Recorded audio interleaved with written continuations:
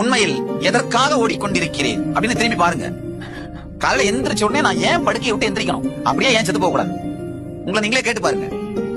என்ன சாமி தியானம் பண்ணலாம்னு வந்தோம், செத்து போக சொல்றீங்களே. இல்ல, ஏன் எந்திரிக்கணும்னு கேளுங்க. என்ன பண்ண போறோம் எந்திரிச்சு?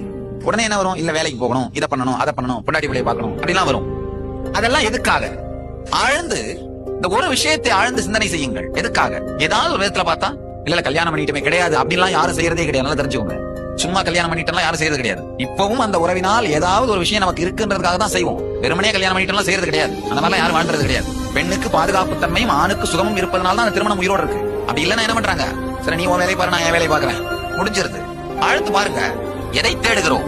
நேரடியாக நீங்க எதை தேடினாலும் இல்ல மறைமுகமா எதை தேடினாலும் உண்மையில் உங்களுக்குள் இருக்கும் பூரணத்தன்மையை தான் தேடுகிறீர்கள்.